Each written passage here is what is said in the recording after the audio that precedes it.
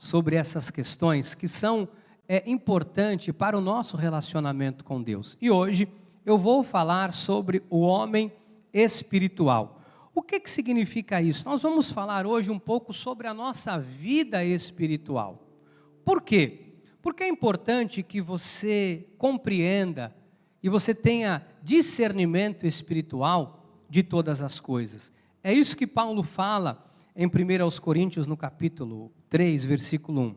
Eu, porém, irmãos, olha como Paulo fala, eu, porém, irmãos, não vos pude falar como a espirituais, e sim como a carnais, como crianças em Cristo.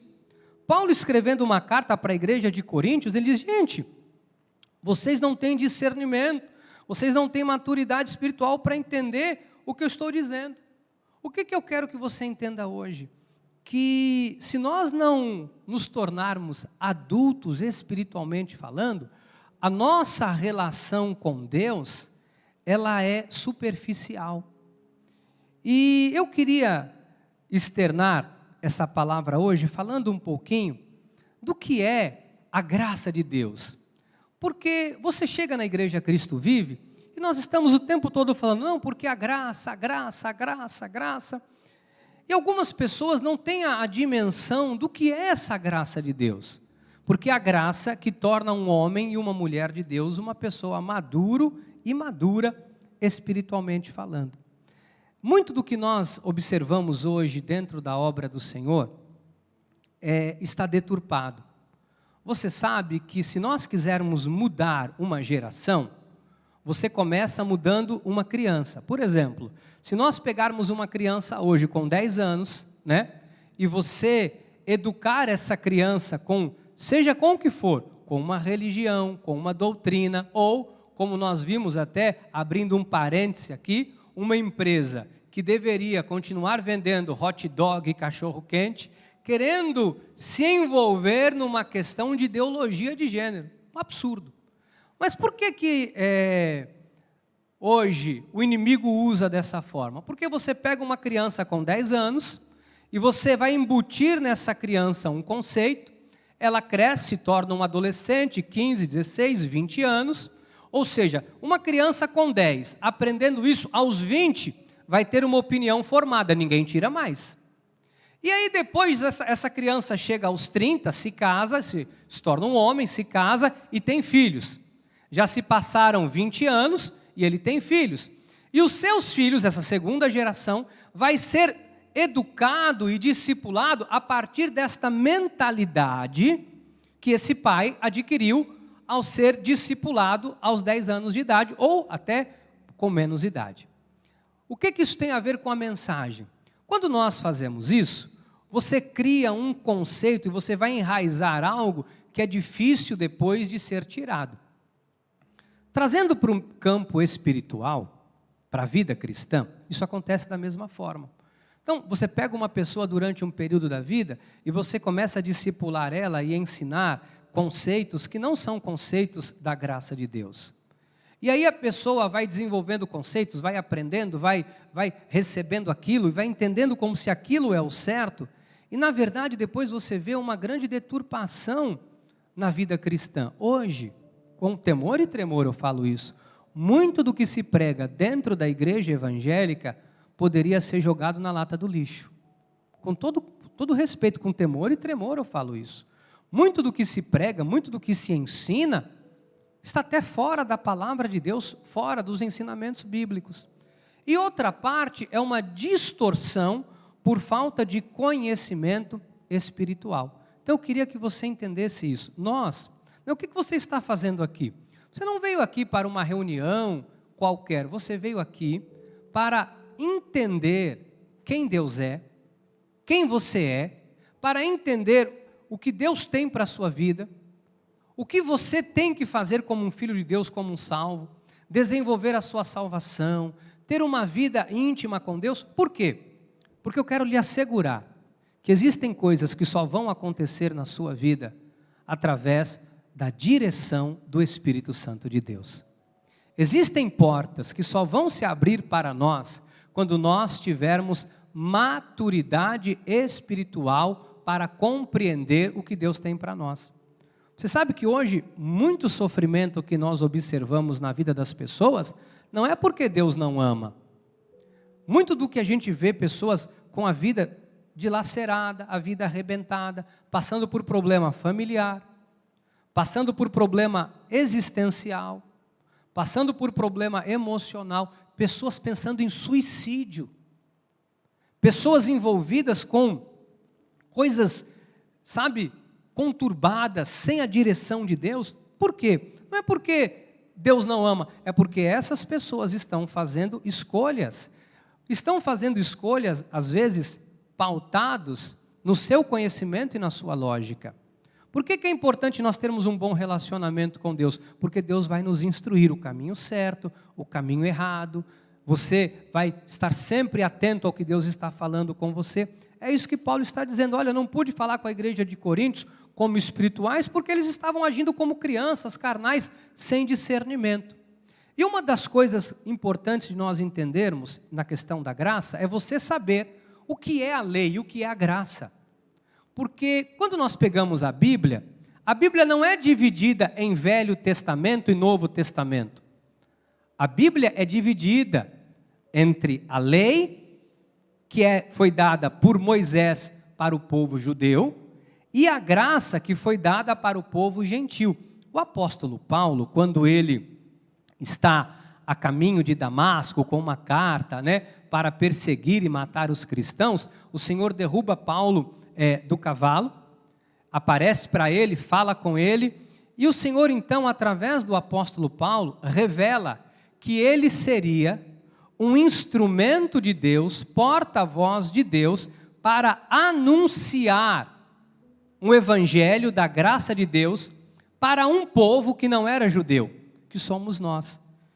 E hoje a gente vê muito dentro da igreja evangélica, pessoas pagando voto, pessoas pagando preço, pessoas sendo enganadas com a questão do dinheiro, tiram proveito das pessoas. A gente vê pessoas sacrificando com jejuns, com vigílias, subindo montes, pagando preço.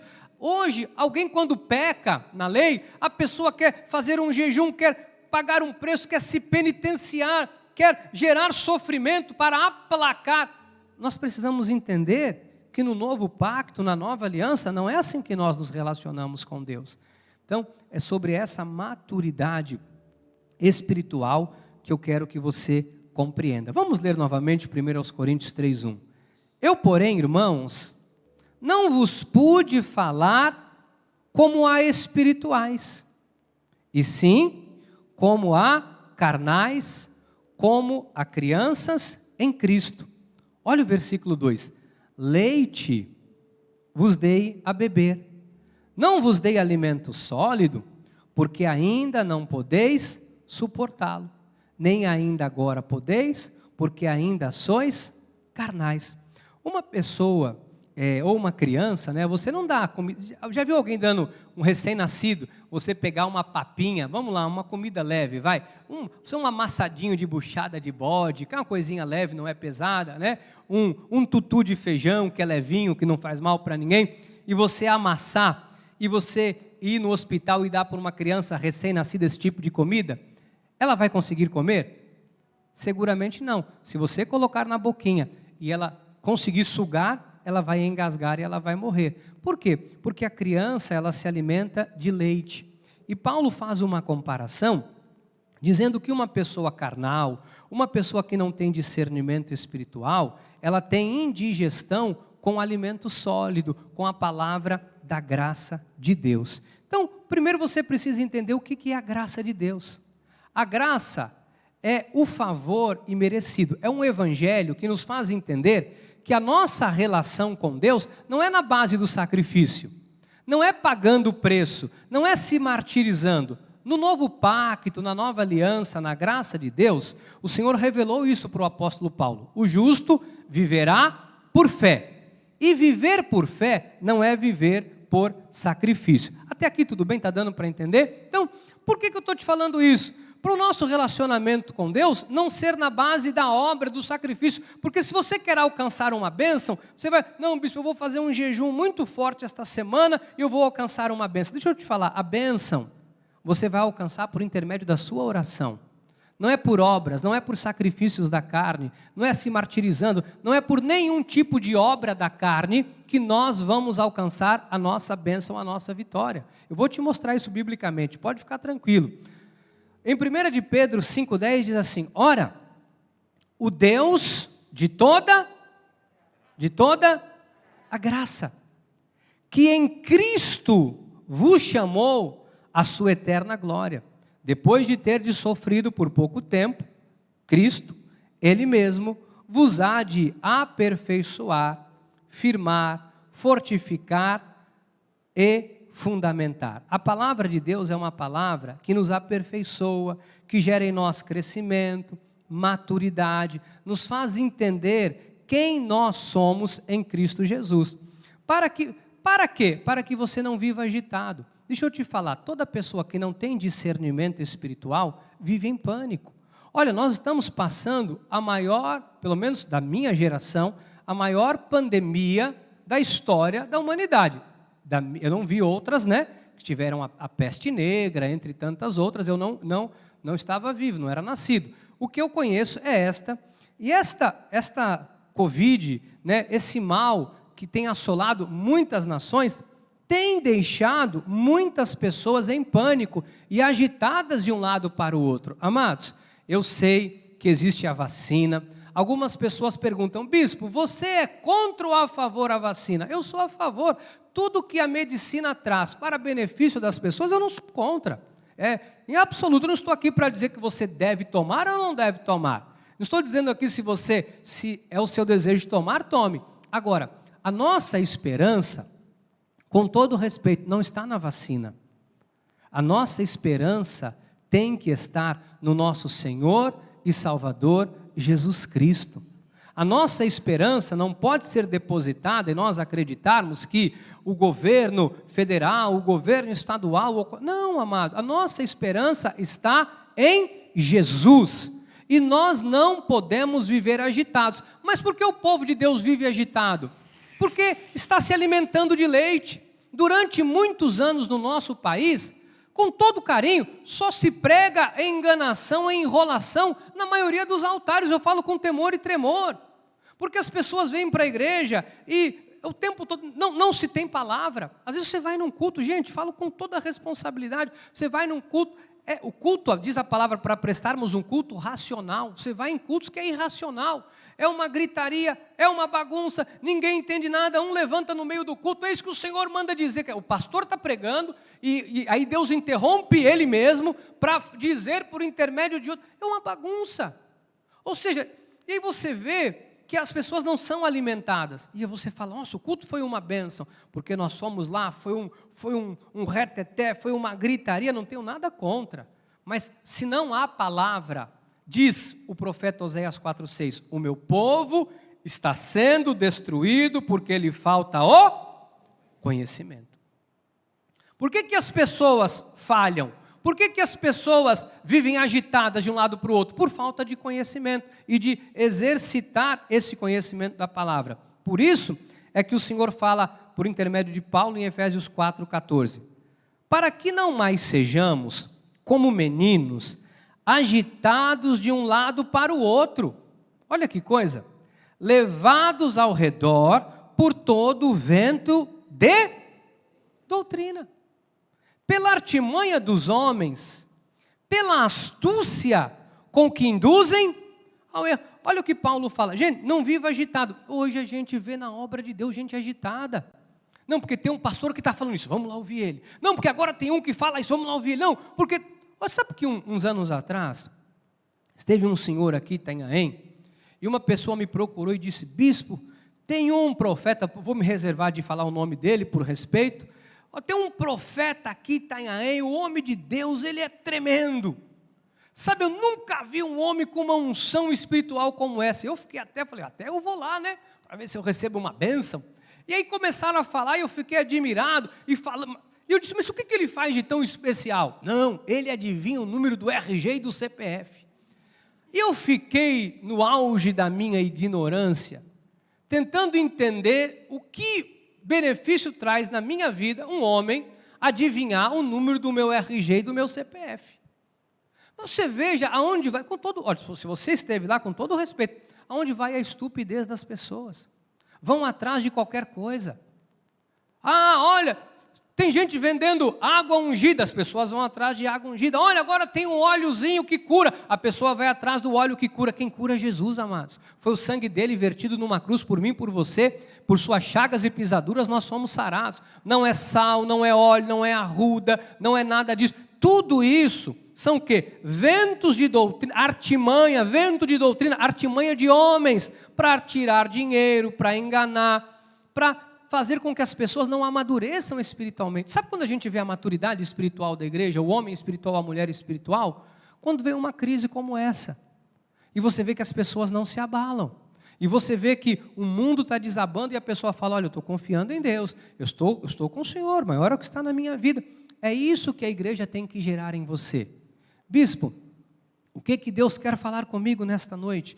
Deus quer gerar em você um amadurecimento espiritual para que você não dependa de homens, para que você dependa única e exclusivamente de Deus, para que você tenha um relacionamento maduro, para que você saiba que ao dobrar dos seus joelhos, Deus ouve a sua oração, para que você saiba que Deus manifesta o poder e a glória dele na sua vida, de acordo com aquilo que você necessita, quando você pede com fé, sem nada duvidando. Deus não quer que a gente tenha esta relação de dependência, porque parece que hoje, sabe, há uma necessidade de colocar o domínio na mão de algumas pessoas, como se algumas pessoas pudessem resolver o teu problema ou o problema de alguém. Não! Quem resolve o teu problema é Deus. Quem é o Senhor da tua vida é Deus. Quem te chamou para reinar em vida através de Jesus Cristo foi Deus. Quem não quer que você viva agitado de um lado para o outro é Deus. Sabe que no período da lei, na época da lei mosaica, o que acontecia? Havia um véu. Deixa eu explicar rapidinho isso aqui, só para você entender o que é a lei e o que é a graça. O pacto da lei é o seguinte: antes do povo de Deus ser escravo no Egito, eles não viviam debaixo da lei. A lei não é os 10 mandamentos, tá bom? Os 10 mandamentos não é a lei. A lei são 613 mandamentos e ordenanças que Deus instituiu ao povo hebreu, ao povo judeu, no Êxodo, na saída deles do Egito. Veja só, o povo ficou por 300 anos escravo no Egito, ok? Depois desse período de escravidão que eles ficaram no Egito, lembra? José foi para o Egito, José virou o que no Egito? Governador. José morreu, depois o povo de Deus cresceu, viraram 3 milhões de pessoas, e aí veio um faraó que não conheceu José, e diz, quem é esse povo? Não, tem uma história, foi um José que veio para cá, esse povo não é povo egípcio, é um povo judeu, é um povo hebreu, mas já estão aqui há muitos anos. E Faraó falou, não é nosso povo, é escravo. Tornou o povo que era livre num povo escravo. E o povo de Deus ficou escravo no Egito durante muitos anos. E aí surge Moisés, tirado das águas, né? Moisés vai parar no palácio de Faraó, é criado como neto de Faraó, um príncipe, depois ele acomete aquele assassinato, ele vai para o deserto, Deus trabalha na vida dele, Deus levanta Moisés para tirar o povo do Egito daquela escravidão e da servidão. Deus, você conhece toda a história, Deus tira o povo, abre o mar, o povo passa, o povo começa a murmurar, Moisés vai para o monte, Deus fala com Moisés face a face, não é assim a história? E aí, quando Moisés volta, o povo estava adorando o quê? O que o povo estava adorando? Um bezerro de ouro. Quem tinha feito o bezerro de ouro? Arão. Arão, irmão de Moisés, foi um dos que trabalhou para fazer o bezerro de ouro. Ou seja, um ídolo, uma imagem, adoração. O que significa isso? Ali se percebe que por conta da escravidão, eles ficaram tantos anos vivendo no Egito, tantos anos no Egito, que eles perderam a essência que eles tinham.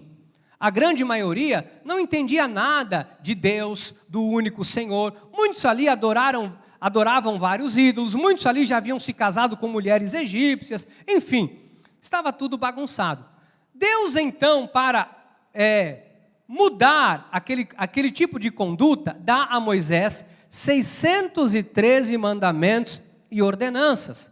E aí era o olho por olho, dente por dente. Se você matar, você morre. Se você roubar alguma coisa de alguém, você vai ser punido. E aí estabeleceu 613 mandamentos e ordenanças, que ao nascer um primogênito tinha que ser circuncidado. Tinha, entre tantas outras coisas que anteriormente até já tinham, foram instituídas outras tantas mandamentos e ordenanças para que o povo judeu cumprisse. Isso é a lei.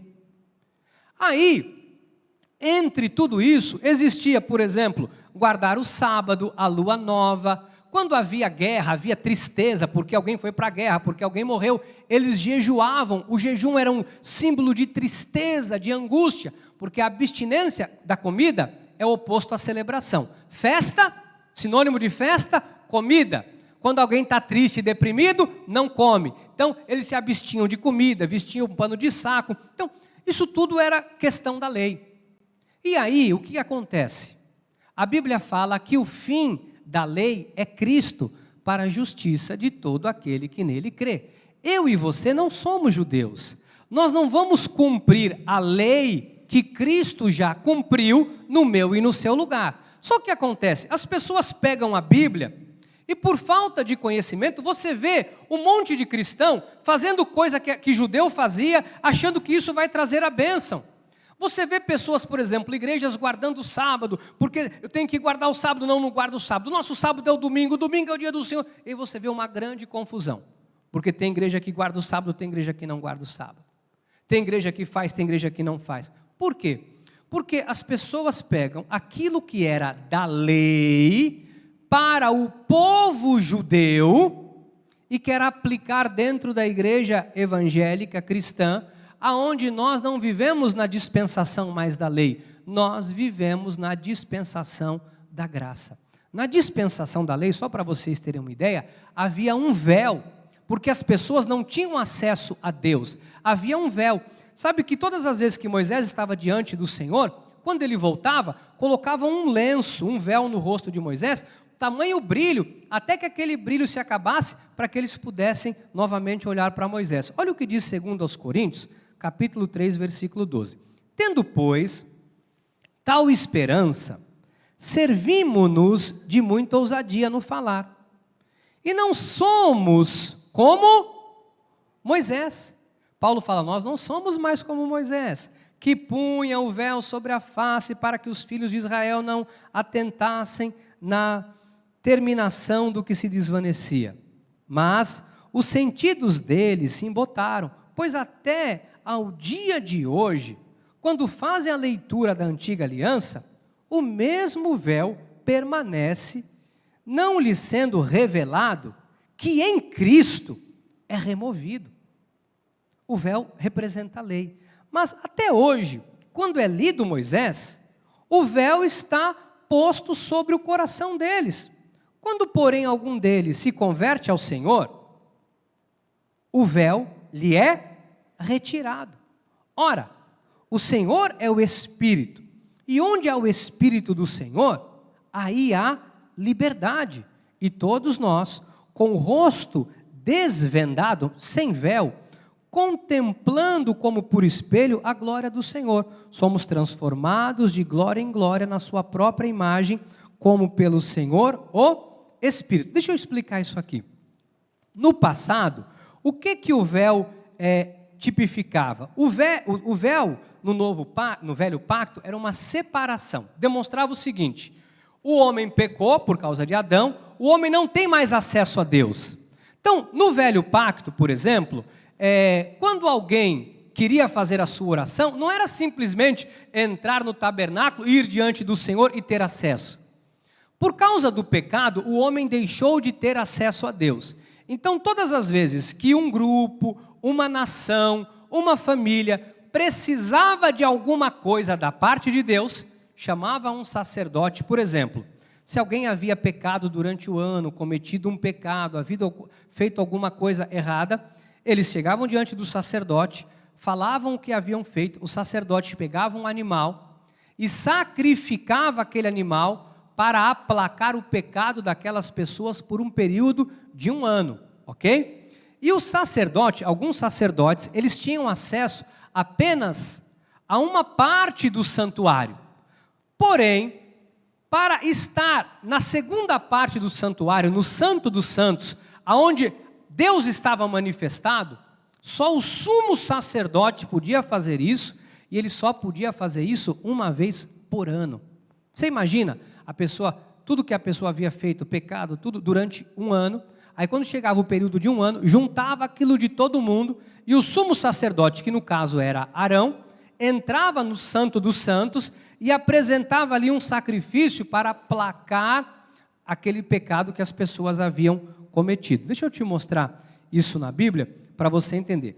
Primeiro Hebreus 9:6, ora, depois de tudo isso, assim preparado, continuamente entram no primeiro tabernáculo os sacerdotes para realizar os serviços consagrados. Então, os sacerdotes entravam na primeira parte. Só o sumo sacerdote, diz a palavra, em Êxodo 30:10, uma vez por ano, Arão era o sumo sacerdote, fará expiação sobre os chifres do altar com o sangue da oferta pelo pecado. Uma vez no ano fará expiação sobre ele pelas vossas gerações, santíssimo é o Senhor. Hebreus também fala isso, 9:7. Mas no segundo, o sumo sacerdote, ele sozinho, uma vez por ano, não sem sangue, que oferece por si e pelos pecados da ignorância do povo. Então o sumo sacerdote ia lá e entrava naquele lugar e ele fazia diante de Deus um sacrifício em perdão dos pecados das pessoas. Isso é lei. No novo pacto, na nova aliança, na qual eu e você pertencemos, não há mais esse sumo sacerdote. Não há ninguém para interceder diante de Deus por você. Você, através de Jesus, tem livre acesso ao Senhor.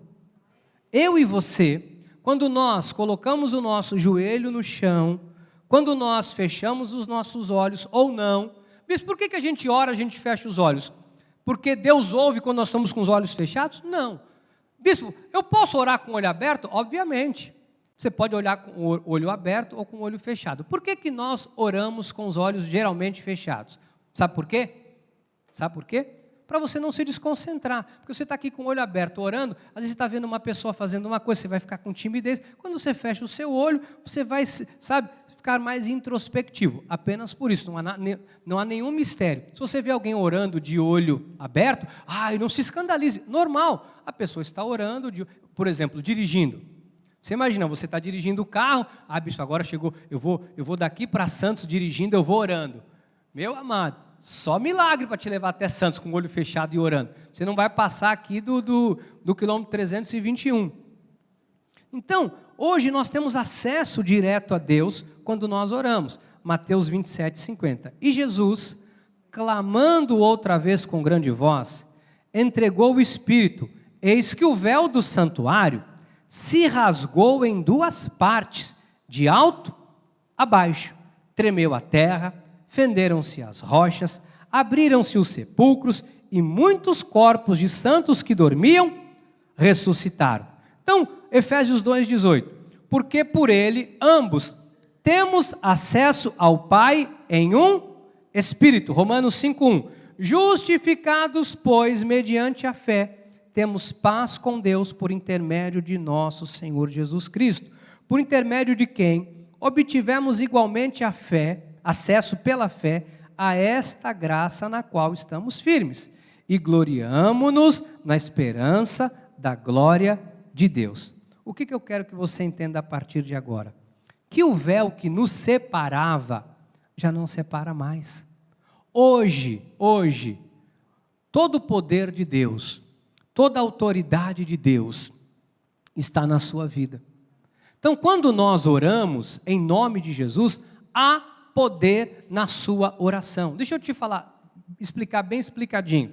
Bispo, se uma pessoa não é dizimista fiel e ela ora, Deus ouve a oração dela? Ouve ou não? Ouve ou não? Mas não é dizimista. Deus ouve ou não? Ouve. Porque dízimo diz respeito à vida financeira, à obediência à vida financeira. Você planta, você colhe. Se eu quero ter abundância financeira e prosperidade, eu sou um dizimista fiel. Agora, se eu não sou um dizimista fiel, isso não significa que eu tenho que ser maltratado na igreja, isso não significa que eu tenho que ser tratado com desrespeito, isso não significa que Deus não me ame, isso significa que não há em você um quebrantamento, que não há em você esta maturidade de entender a importância de ser um abençoador do reino, não apenas pensando em você receber uma colheita, mas no que o seu dízimo proporciona para a obra do Senhor, ok? Isso é uma coisa. Então, por que você precisa entender isso? Porque hoje você vê pessoas dizendo, igrejas dizendo, olha, se você não dá dízimo, o diabo vai te pegar, você vai para o inferno, Satanás vai comer tua cabeça, teu filho vai morrer, se você não der o dízimo, a desgraça. Escuta, se alguém aqui, ou alguém que me assiste, se você não é dizimista fiel, isto diz respeito à sua vida financeira. Eu vou lhe dizer biblicamente, quem não planta não colhe, porque há um princípio da lei da sementeira e da ceifa, um processo. Tudo que o homem semear, isso também ceifará. Quem planta para a carne, colherá corrupção e morte. Quem planta para o Espírito, do Espírito colherá a vida eterna. Então, se eu planto na minha vida financeira, Deus tem um compromisso comigo. O dízimo foi estabelecido antes da lei mosaica. Foi antes, foi em Abraão. Quando Abraão se encontra com Melquisedeque, e ele então ali paga o dízimo, ele dá o dízimo dos melhores despojos, e Deus estabelece então ali o dízimo. O dízimo não tem nada a ver com a lei, não tem nada a ver com salvação. Se você dizima ou não dizima, se você é filho, você é salvo, independente se você dizima ou não. Ok? Bispo do céu, ninguém nunca falou isso. O povo tem medo de falar isso, porque senão o povo não vai dar. Mas se você não quiser ser dizimista, tenha certeza, a única pessoa que vai ser prejudicada é você. A única pessoa que vai deixar de colher na vida financeira é você. Bispo, mas graças a Deus eu pago minhas contas. Olha, era para você ter muito mais. Era para você ver milagres acontecendo na sua vida financeira. Eu não vou entrar nesse mérito para não me estender nisso. Ok? Então, entenda.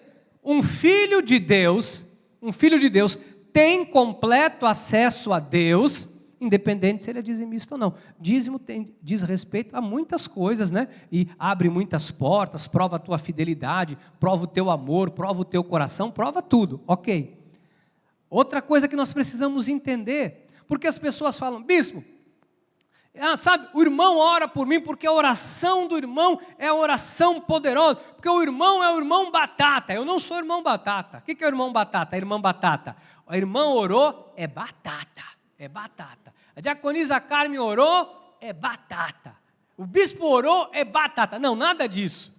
Você orou, Deus age através da tua oração e da minha. Deus age quando a igreja ora. Há algo sobrenatural na oração em conjunto. Bispo, por quê? Não sei, porque Deus assim estabeleceu, porque Deus quer a igreja unida, Deus quer que a igreja ore, isso é ter maturidade, nós nos reunirmos, você tem uma necessidade, chama um irmão, 2, 3, irmão, ora comigo por esse propósito, intercede comigo, ok, mas eu quero que você saiba que Deus ouve a sua oração. Não pense que você não tem fé, que você tem pouca fé, porque todos nós foi repartido a cada um de nós a mesma medida de fé. Outro equívoco, porque as pessoas falam assim, bispo, sabe, porque, Senhor, me dá porção dobrada da fé, porção dobrada do Espírito. Bobagem. Isso acontecia no velho pacto, na velha aliança, que o Espírito ia e voltava. Davi pecou, o Espírito saiu. Saul pecou, o Espírito saiu. Davi tocava harpa, o Espírito voltava. Naquela época, o Espírito Santo não habitava. Lembra que Jesus falou, eu vou para junto do meu Pai e vou enviar. Quem que ele falou que ia enviar? O Espírito Santo, que estaria conosco quanto tempo? Todos os dias das nossas vidas. Eu estou te ensinando a ter maturidade espiritual. Estou mostrando para você a tua posição hoje em Cristo Jesus. Você hoje tem o Espírito Santo de Deus. Olha, bispo, eu fiz aquilo de errado porque eu não sabia, o diabo me tentou e entrou na minha cabeça. Mentira, desculpa. O diabo não tem mais acesso a você. O diabo não pode mais possuir você. Porque o mais valente amarrou o valente. Bispo, peraí, não fui numa igreja e lá tinha uma pessoa convertida e o pastor expulsou o demônio. Ele era crente há muitos anos, o pastor expulsou o demônio e ele estava endemoniado. Desculpa, ele não era crente. Ou então foi uma festa da carne, porque um filho de Deus não pode ser possuído por um espírito maligno. Porque o mais valente amarrou o valente. Porque o teu corpo é templo do Espírito Santo de quem? De Deus.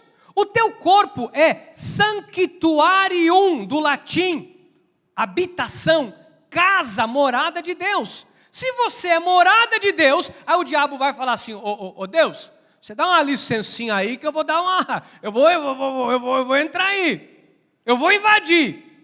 Você acha que o diabo tem poder de entrar? A Bíblia diz que eu e você somos templo do Espírito Santo de Deus. Quem habita na tua vida é o Espírito Santo de Deus. Você é morada do Altíssimo. E a palavra diz assim, aquele, com letra maiúscula, se refere a Jesus, que nasceu de Deus, o guarda. Ele é o guarda da minha vida, da tua vida, e o maligno não lhe...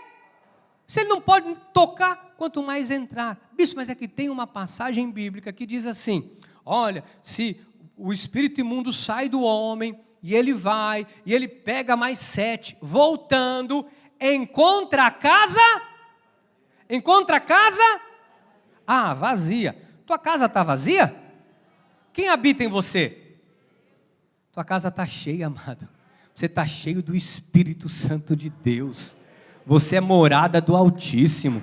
Teu corpo é templo do Espírito Santo de Deus.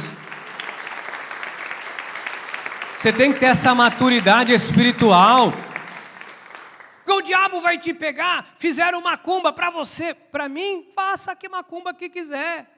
Bicho, você não tem medo de macumba, mas põe uma nota de 50 numa macumba e me chama para ver se eu não pego.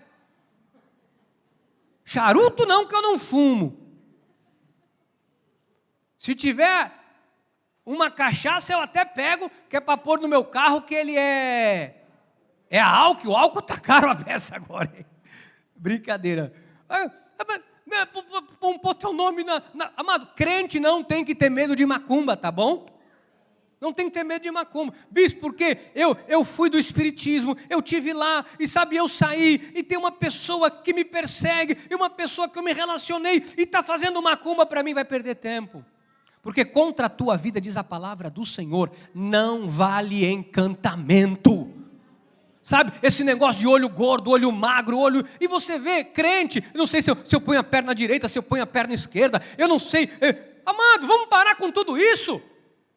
Crente que não passa debaixo de escada porque dá 7 anos de azar, se cai a faca, ixi, vai ter briga, Ave Maria, pelo amor de Deus, Maria, pelo amor de Deus, Ave Maria. Então, mas a gente vê hoje pessoas na obra de Deus com espírito de perturbação, agitados como crianças de um lado para o outro. Por quê? Porque isso é ensinado na igreja. O diabo vai te pegar, o diabo não sei o que lá, se você não der dízimo, o diabo... Amado, a única forma de você ser prejudicado é se você falar mal do pastor. Porque se você falar mal do... Tem uma música. Se você falar mal do pastor, vai ser comido de bicho, vai ser comido de bicho, vai ser comido. E se falar mal do pastor, vai ser comido. Aí você vai ser comido de bicho. Aí o bicho te come. Do contrário, não há problema nenhum.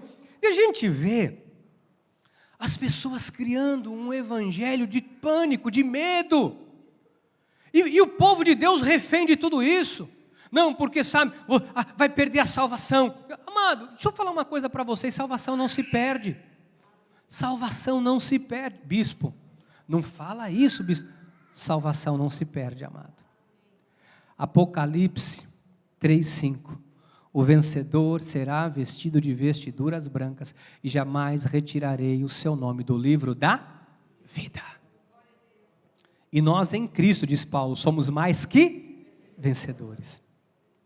Bispo, então peraí, então salvação não se perde, eu vou pular o carnaval, você não é salvo. Como diria o pastor, qual é o nome dele? O Valadão. Vocês não são crente não, gente. Vocês não são crente não, gente. Olha, se você está pensando dessa forma, você não é crente não. Agora, bispo, pelo amor de Deus, deixa eu falar uma coisa. Você tem um filho, seu filho está preso. Cometeu um crime, ele está preso. Ele é teu filho? Você tem um filho, ele foi embora, faz 20 anos que você não vê. Ele é teu filho? Teu filho. A pessoa saiu da igreja, ela perdeu a salvação. Uma pessoa sai da igreja, ela perde a salvação? Não. O filho pródigo, um filho que sai da igreja, ele vai viver como um filho pródigo. Ele vai deixar de estar debaixo do cuidado do pai. Vai viver aí comendo alfarroba, vivendo de migalha, sofrendo. Há um trabalhar de Deus, que a Bíblia fala que Deus corrige, disciplina e açoita. Ou seja, eu sou um filho, eu estou fora dos caminhos do Senhor, com Deus não se brinca. Deus dá um tempo para que o pecador se arrependa. A pessoa está brincando, ela vai passar por disciplina, por correção e até por açoite. Açoite pode ser uma morte prematura. A gente vê que aconteceu isso com Sansão, a gente vê que aconteceu uma situação de disciplina na vida de Jonas, aconteceu com Davi. Deus corrige, disciplina e açoita todo filho a quem recebe, porque com Deus não se brinca, de Deus não se... Agora, você imagina, gente, olha o que as pessoas fazem do evangelho. O anjo borracha, bispo Ricardo pecou, apaga o nome dele do livro da vida. O anjo borracha, apaga. Senhor, me perdoa, meu Deus, escreve o nome dele. O anjo caneta. Eu fico imaginando, se na igreja, aqui, que nós somos humanos, cheios de falha, nós temos organização. Você imagina se no céu, o seu nome foi arrolado, diz a palavra, no livro da vida, antes da fundação do mundo. Porque você foi predestinado por Deus. Bispo, mas espera aí. A pessoa vai lá e faz um monte de coisa errada, e Deus não apaga o nome do livro da vida? Não. A pessoa vai colher tudo que ela plantou. Cada um colhe exatamente aquilo que planta. Vai colher. Agora, salvação é inegociável, porque nenhuma ovelha se perderá. Nesse caminho nenhum louco errará. Isso não é licença para você pecar. Isso não é licença para você viver na prática do pecado, porque com Deus não se brinca. Não é licença para você fazer o que você acha que você quer fazer da sua vida. Muito pelo contrário. Deus fecha portas, situações vêm por conta de se alguém brincar com Deus, zombar de Deus. Gálatas 6,7, de Deus não se zomba. Aquilo que o homem semear, isso também ceifará. Agora, salvação é algo inegociável. Bispo, mas é que tem um versículo que diz que a alma que pecar morrerá. Morrer não é perder salvação, morrer é morrer. Mas também tem um texto que diz que quando morre, Deus tira o nome do livro dos viventes. Sim, do livro dos viventes. Atestado de óbito, não está mais aqui. Ou seja, a vida aqui acabou. Não é livro da vida. Livro da vida é um, e de lá ninguém pode apagar. Não sei se você tem Apocalipse 3,5 para buscar rapidinho, põe aí para mim na tela. Então, o que eu quero que vocês entendam é que assim, as coisas com Deus são muito sérias.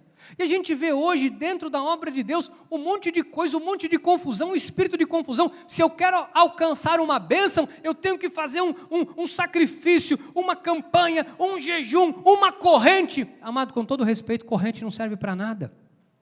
Se corrente servisse para alguma coisa, nós faríamos uma corrente e resolvia os problemas.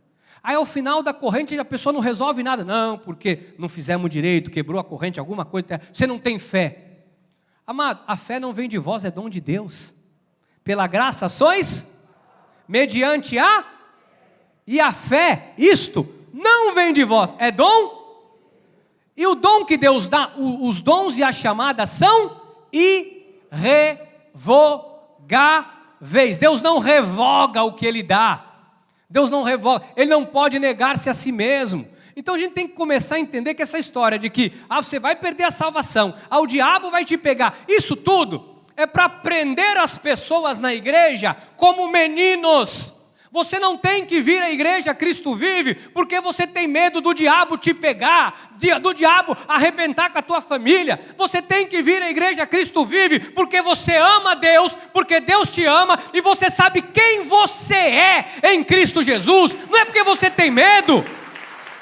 Oh, amados, eu não quero gerar medo em você. Sabe, você vê pessoas... São geradoras de pânico, criando pânico no coração das pessoas. Você conseguiu achar em Apocalipse 3,5, não? Você conseguiu? Põe aí para eu ver se tem na Bíblia mesmo esse negócio. O vencedor, que somos nós mais que vencedores, será assim, vestido de vestiduras, e jamais retirarei o seu nome do livro da vida. Pelo contrário, confessarei o seu nome diante de meu Pai, e diante dos seus.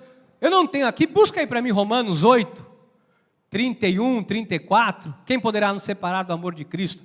29 fala de predestinação. Espera aí, vou achar aqui, deixa eu ver se está na Bíblia, se estiver na Bíblia eu acho. Romanos 8, vamos lá, vamos para Romanos 8, põe aí, versículo 31, Romanos 8, 31, eu vou ler até o versículo 35, Romanos 8, 31 a 35, separe aí para a igreja, para a gente entender, sabe, quem nós somos verdadeiramente em Cristo Jesus. Porque quando alguém disser para você, olha, meu irmão, o diabo vai te pegar, só vai pegar você, a mim não pega. Porque fizeram tem gente que tem medo de macumba, crente com medo de macumba. Eu sou de uma geração que a gente chutava macumba. Verdade. Chuta com a direita ou chuta com a esquerda? Sabe que um dia, cadê o diácono? Isso, o diácono Nivaldo. Um dia puseram uma macumba, foi ou não foi, diácono? No estacionamento da igreja. Chegou um irmão aqui tremendo. O irmão não imagina, tem uma macumba na porta do estacionamento. Eu disse, dá-lhe um bicudo. Meu, Ave Maria, Ave Maria. Falei, dá-lhe um bico de sapato. Ave Maria. Aí foi nós três lá, né, para ver se tinha alguma coisa de interessante. Já que o Nivaldo logo passou a mão na garrafa de cachaça. Não era para falar, meu Deus, me perdoa, não era para falar o pecado do irmão. Nós olhamos. Já que o Luiz queria atacar uma pedra, eu falei, não, eu vou dar-lhe um bicudo primeiro. Para mostrar que eu sou valente. Dei-lhe um bicudo de sapato, mas bati com o pé esquerdo, que dá um azar, né? Dei-lhe um pontapé para lá, já tacou-lhe um pedaço de pau em cima, e nós batemos na macumba, mas nós batemos, ficamos uma meia hora batendo na macumba. Voou pipoca, voou pimenta, aquilo virou e o povo passando e nós bate na macumba. Agora eu vou ficar com medo de macumba, mano. Bispo, vamos pôr seu nome na boca do sapo. O sapo vai morrer. O sapo vai, porque, amado, a gente vê crente com medo, agitado de um lado para o outro, porque a pessoa me ameaçou, a pessoa olhou com o olho gordo, o olho grande. Põe aí para mim Romanos, vamos ler aqui, para você entender quem você é em Cristo Jesus, amado. Que diremos, pois, à vista destas coisas? Se Deus é por nós, quem será contra nós? Um monte de gente, mas não tem problema. Aquele que não poupou seu próprio filho, vocês têm noção disso? Antes por todos nós o entregou, porventura, não nos dará graciosamente com ele todas as coisas? Quem intentará acusação contra os eleitos de Deus? É Deus quem os justifica, quem os condenará? É Cristo Jesus quem morreu, ou antes, quem ressuscitou, o qual está à direita de Deus e também intercede por nós. Quem nos separará, amados? Quem nos separará do amor de Cristo? Vamos parar com essa brincadeira? Será tribulação, angústia, perseguição, fome, nudez, perigo, espada? Em absoluto. Como está escrito, por amor de ti somos entregues à morte o dia todo. Fomos considerados como ovelhas para o matador. Em todas estas coisas, porém, somos mais que vencedores. Põe o 38 e o 39. Eu vou ler aqui enquanto eles colocam. Olha só. 38, porque estou bem certo. Tem aí o 38 ou não? Põe aí o 38 e 39 que você vai ser salvo. Jesus vai te salvar por causa disso. Se não pôr, não vai perder a salvação.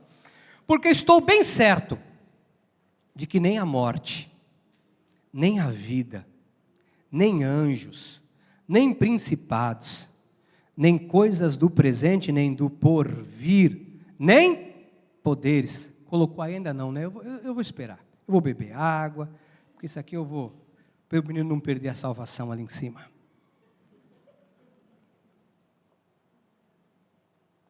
E quem fala mal do pastor vai ser comido de bicho. Vai ser bicho. E quem não der o dízimo vai ser comido de bicho mesmo. Olha lá. Vê se eu estou inventando alguma coisa. Porque eu estou bem certo de que nem a morte, nem a vida, nem os anjos, nem os principados, nem as coisas do presente, nem do porvir, nem os poderes, o que mais? Nem altura, nem profundidade, nem qualquer outra criatura poderá separar-nos do amor de Deus que está em Cristo Jesus. O que pode te separar do amor de Deus, amado? Nada, absolutamente nada, porque uma vez filho, filho para sempre. Nós temos que fazer calar esses causadores de pânico dentro da igreja. Ah, não dá dízimo, o diabo vai comer você, vai te pegar, vai arrancar a tua cabeça. Ah, bispo, a pessoa saiu da igreja, é filho do capeta. Pelo amor de Deus, não fala isso. Tem uma porção de gente que saiu daqui, se voltasse eu ficaria feliz da vida se voltasse. Porque eu continuo amando do mesmo jeito. Não é porque saiu da igreja que eu vou deixar de amar. Então, o bispo Ricardo ama quando está aqui. Virou as costas, eu não ama, mas capeta, satanás, demônio, o senhor arranca a cabeça. Não, amado. Tem gente que não está aqui porque aconteceu alguma situação, aconteceu algum problema, não sei. Pode ter qualquer situação, e tudo isso diante de Deus pode ser resolvido quando a pessoa se arrepende diante do Senhor, pede perdão, se é com problema com o irmão, se arrepende, se é problema com a liderança da igreja, se arrepende, tudo se resolve em Jesus Cristo. E não é porque saiu daqui que não presta, que, bispo, eu vou encontrar na rua, só se falar mal do pastor. Se falar mal do pastor, vai ser. Amado, ainda se fale mal do pastor, continua sendo filho, Deus continua amando, Deus continua agindo, e assim, o que cada um planta, cada um vai colher. Então assim, parece que a pessoa saiu da igreja, tem que endemonizar. Você não endemoniza ninguém, amado. Quem somos nós para endemonizar quem Deus abençoou? Quem sou eu para querer tirar a bênção que foi decretada por Cristo Jesus antes dos tempos eternos? Quem sou eu? Quem é o pastor? Quem é o comedor de feijão para invalidar o que Deus fez na vida de alguém? Não pode. Não pode na vida de quem saiu, não pode na vida de quem está aqui. Amado, a bênção de Deus na sua vida ninguém pode tirar. Você é abençoado. Amém?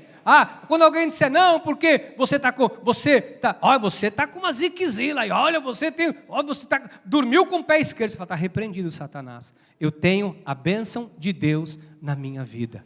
Você diga, eu sou abençoado por Deus. Diga, a bênção do Senhor está sobre a minha vida. Você tem que acreditar nisso, amado. Sabe, onde você chegar, a bênção de Deus está com você. Onde você pisar a planta dos seus pés, amado, Deus prospera. Onde você colocar a tua mão, Deus abençoa. Você tem que entender que nós não somos... Sabe, parece que... Olha, você tem uma carne... É óbvio, se você der lugar a ela, você vai dar mancada. E Deus vai trabalhar com você. Você tem várias fragilidades e fraquezas. Agora, Deus atua no teu espírito. Você é um ser espiritual. Deus habita no teu espírito. A tua carne vai ser tratada, transformada e trabalhada por Deus dia após dia. Mas a obra que Ele fez no teu espírito é perfeita e é para sempre. Por isso, ninguém pode invalidar a bênção de Deus que está na sua vida. Você pode dizer de novo, diga, eu sou uma pessoa abençoada por Deus. Diga, a bênção de Deus está na minha vida. Bispo, mas é porque eu fui numa igreja e me disseram que se eu não pagar o preço, se eu não sacrificar, se eu não fizer, Deus não vai me dar. Como é que é, meu irmão? Não, porque se eu não fizer a campanha, se eu não pôr o dinheiro na fogueira não, quer pôr o dinheiro, traga aqui para mim, não põe na fogueira não que o fogo queima. Bispo, se me disseram que se eu não fizer isso, eu não vou ter. Amado, eu gosto da Bíblia. Eu gosto da Bíblia. Romanos 11:6. Você tem aí Romanos 11:6, filho? Se você não tiver, você vai ser comido de bicho. Ah, ele tem. Romanos 11:6. E se é pela graça, já não é pelas obras. Do contrário, a graça já não é graça. E a gente vê, não, você tem que fazer, tem que pagar, tem que fazer. A relação com Deus é, no novo pacto, na nova aliança, o profeta Oséias já falava em Oséias 6:6. 4:6 fala, meu povo está sendo destruído porque lhe falta conhecimento. 6:6 fala aqui, do que me adianta a multidão dos vossos sacrifícios. Conhecimento de Deus mais do que holocausto. Tem gente que presta sacrifício, mas não obedece a palavra. Sacrifício, mas não se submete a Deus. Sacrifica, mas fala mal do irmão. Sacrifica, e fala mal do pastor. Quem falar mal do pastor vai ser comido de bicho. Isso não me sai da cabeça essa música. Meu Deus do céu. Sai daqui, senão você vai ser comido de bicho. Você consegue entender o que eu estou te falando? Amado, tudo é por graça. O que é a graça? Foi aquilo que Cristo conquistou por mim. Efésios 2:8, porque pela graça sois salvos. A salvação não é por obras, tá? Para que ninguém se glorie. Porque pela graça sois salvos mediante a fé. Isto não vem de vós, é dom de Deus. Versículo 9, não por obras, para que ninguém se glorie. Amado, nada em Deus depende do homem. Nada em Deus depende de nós. Tudo aquilo que nós precisamos, Deus já nos deu, Deus já manifestou, Deus já nos revelou, e o que nós precisamos é conhecer o nosso direito e exercer a nossa cidadania celestial. Vou falar um exemplo, para encerrar, 1 minuto, do povo brasileiro. Nós somos um povo que não conhece a sua Constituição. Nós somos um povo que não conhecemos o nosso direito. Já viu? A gente conhece muito pouco. Hoje, o Brasil, se a gente quiser saber alguma coisa de direito, nós temos que consultar um advogado. Nós temos que ir lá e buscar um advogado para saber qual é o nosso direito, porque muitas vezes nós nem sabemos os direitos que nós temos, né? Tantas leis que tem no nosso país. E como filhos de Deus, muitos de nós não sabemos o nosso direito, sabia? E aí a gente fica ouvindo pessoas que querem, de alguma forma, manipular a sua fé e manipular você. Hoje muitas igrejas estão cheias, não é porque as pessoas amam a Deus, é porque elas têm medo de Deus. O relacionamento entre um pai e um filho, de obediência, não deve ser porque o filho tem medo do pai, mas deve ser porque o filho respeita e honra o pai. Eu não quero que os meus filhos façam algo porque eles têm medo de mim, porque na minha frente eles vão me respeitar, porque eles têm medo, mas longe de mim, eles vão fazer e acontecer nas minhas costas sem que eu saiba. Então, qual a relação que nós temos que desenvolver com os nossos filhos? De confiança, de amor, para que eles possam nos respeitar, aquilo que nós ensinamos, que eles possam colocar em prática. Assim é com Deus. Que a sua relação com Deus não seja uma relação de medo. Que a sua relação com Deus não seja uma relação porque você tem medo do diabo te pegar, porque você tem medo de perder sua bênção. Não, amado, você tem que ter receio, sabe, de ofender o Espírito, né? De fazer algo contra o Espírito, para você não ofender o Espírito Santo de Deus que está na tua vida, para você não ser negligente com todo este amor de Deus com você. Agora, não se deixe enganar. O homem espiritual, ele conhece o seu direito. Que você, a partir de hoje, conheça e exerça o seu direito como filho e como filha de Deus. Que assim seja, porque assim nos disse o Senhor. Amém, amém e amém. Aleluia.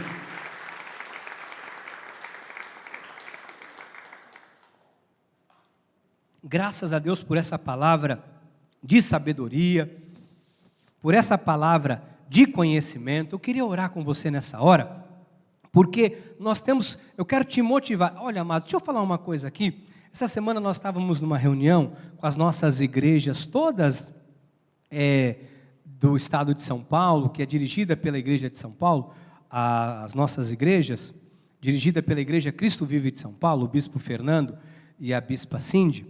E nessa reunião, o pastor Kleber, que é uma das pessoas que dirige essas igrejas juntamente com os bispos de São Paulo, ele falou assim: olha, bispo Ricardo, os irmãos, segunda-feira, eu assisto, ele falou, no domingo, depois do meu culto, eu assisto o culto da igreja do Rio. E ele falou de várias igrejas que ele vai pegando um trechinho de cada culto. Aí ele disse, segunda-feira eu estou ligado no apóstolo Miguel Ângelo, na oração e depois na live que o apóstolo faz. E ele falou, e depois, na terça-feira, eu não perco de maneira nenhuma, depois que eu passo nos cedros com os homens, eu já me conecto na live sua, bispo Ricardo, ele falou. E eu pego o conteúdo que o irmão traz. E na quarta-feira eu estou conectado no Rio, na quinta eu estou conectado com São Paulo. E quando ele falou aquilo, ele falou, todos os dias eu estou conectado, absorvendo coisas do nosso ministério. Eu queria dar esse conselho para você. Sabe, esteja conectado com as coisas do nosso ministério, com a igreja de São Paulo. Domingo de manhã, tem culto na igreja de São Paulo, tem culto na igreja do Rio, você pode assistir qualquer um dos dois. Na quarta-feira à noite temos o culto aqui, na quinta tem o culto de São Paulo. Por que eu estou te falando isso? O bispo Fernando está falando sobre família, isso é muito importante.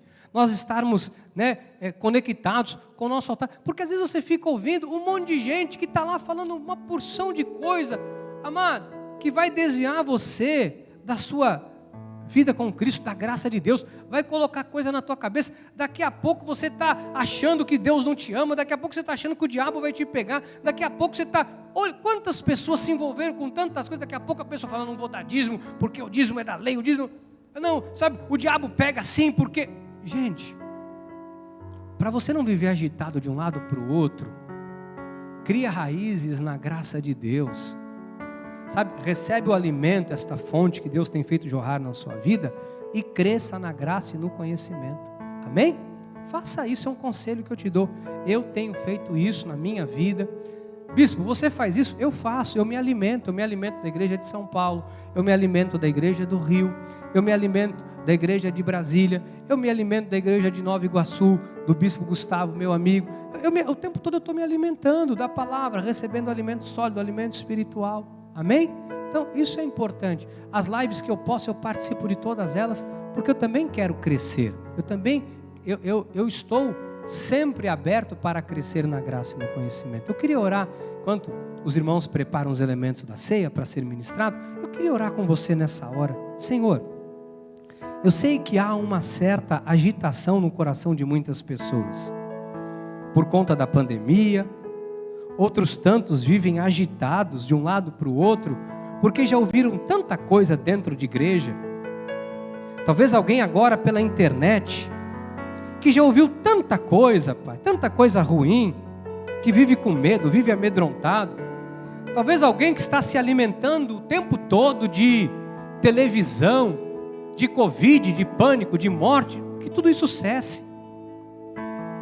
Tua palavra diz em João 8,32, e conhecereis a verdade, e a verdade vos libertará. E nós estamos aqui sendo libertos, Pai, destas amarras do inimigo. Estamos aqui sendo libertos destas amarras da lei. Estamos aqui sendo libertos destas coisas que têm afrontado a fé cristã, que têm afrontado a vida das pessoas. Nós não recebemos isso, Pai, em nome de Jesus, nós repreendemos isso. Onde há o teu Espírito, há liberdade, mas não libertinagem. Onde há o teu Espírito, há paz, e não medo, não pânico. Que a paz que excede todo entendimento, Pai, tome conta da mente e do coração do teu povo. E nós sairemos hoje daqui, não mais para vivermos agitados, com estas pessoas com falsas profecias, com homens libertinos trazendo profetada, colocando caos, colocando medo. Eu repreendo todo espírito de profetada do nosso meio, da vida do seu povo, Pai, em nome de Jesus, em nome de Jesus, amém e amém. Vou pedir que você permaneça sentado. Bispo, quem pode participar da ceia? Todo aquele que já reconheceu Jesus como Senhor e Salvador da sua vida, pode e deve participar, amém? Obrigado, diáconos.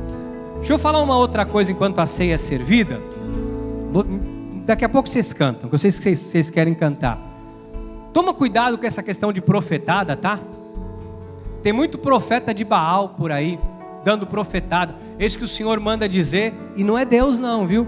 Eis que o Senhor manda dizer. Olha, com todo respeito. Outro dia deram, as pessoas, por que eu estou falando isso? As pessoas têm tanta coragem que um dia ligaram para a bispa, para minha esposa, para dar uma profetada, não foi? E nós repreendemos na hora. Já colocando minha família numa tragédia, num acidente. Eu falei, tá de reto o Satanás, aqui não. Eu falei, tá repreendido. Você veja, tem pessoas, você vai num lugar, a pessoa sabe que você é crente. Ó, irmão, eis que Deus manda falar. Ia, mano. Quando começa a fazer assim, eu já ponho a mão e expulso o que é demônio. Não receba qualquer espírito na tua vida, porque muita coisa não é profecia, é profetada. Aí sabe que tem gente que às vezes se desvia da fé por causa de uma profetada. Olha, irmão, Deus tem um negócio para a tua vida, mas não é aqui não, não é na Cristo Vive não, é na minha igreja, sabe? Deus quer que você vá lá porque teu dízimo não, porque você é uma pessoa de Deus. Se eu pegar um camarada desse aqui na porta da igreja fazendo isso, mas eu tenho um pedaço de pau, primeiro eu bato, depois eu peço perdão. Não pode, amado, não, sabe? Cuidado com a tua vida espiritual, não recebe qualquer coisa. Qualquer um vai profetizando na tua vida e você, amém, amém, amém. Não, tem que testificar com o lugar que Deus te plantou, vai testificar na palavra, tem que testificar muito bem testificadinho, tem que ver se é de Deus. Porque tem gente aí dando profetada, não é profecia, é profetada, arruinando famílias. Amém? Bispa quer cantar, né, Bispa? Vamos louvar a Deus. E quem falar mal do pastor vai ser comido de bicho.